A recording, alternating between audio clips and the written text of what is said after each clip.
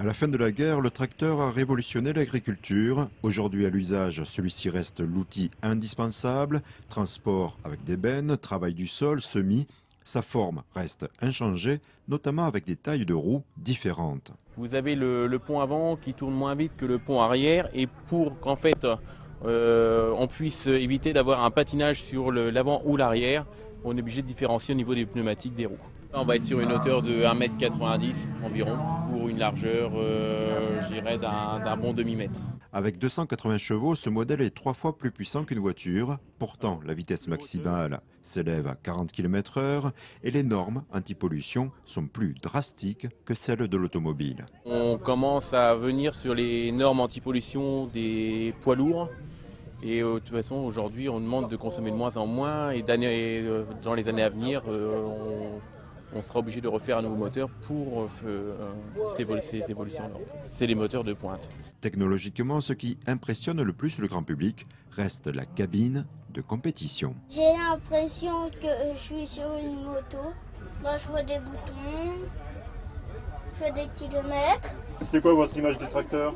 Le gros truc qui avance pas vite et puis voilà quoi, c'est tout. Pas vite, soit, mais précisément, les GPS pilotent seuls dans les parcelles et des assistants permettent d'automatiser les retournements en bout de champ. L'agriculteur, en fait, enregistre comme un magnétoscope l'entrée de champ avec son matériel et la sortie. Et au lieu d'appuyer sur plusieurs commandes différentes, il suffit d'appuyer sur play et pause pour sélectionner ces enregistrements. Tous les tracteurs sont prédispositionnés pour l'autoguidage principalement.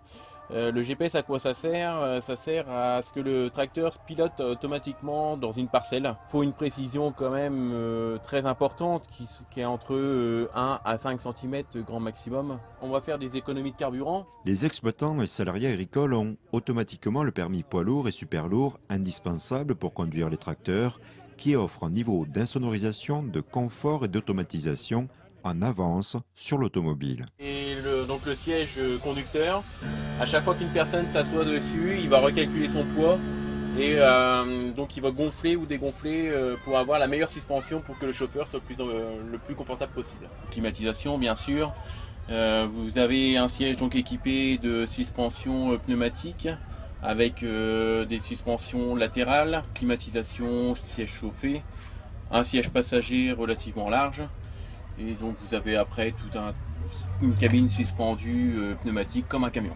Puisqu'on a des fonctions que les voitures auront peut-être d'ici une dizaine d'années, c'est nettement plus évolué. Aujourd'hui on pilote un tracteur à l'aide d'un bouton, une voiture on n'en est pas encore toute là. Avec 2 boutons de vitesse et une commande marche avant ou arrière, grâce à la technologie, les tracteurs d'aujourd'hui paraissent simples à piloter. Les agriculteurs sont donc les premiers à utiliser les inventions qui, demain, intégreront les voitures du commun des mortels.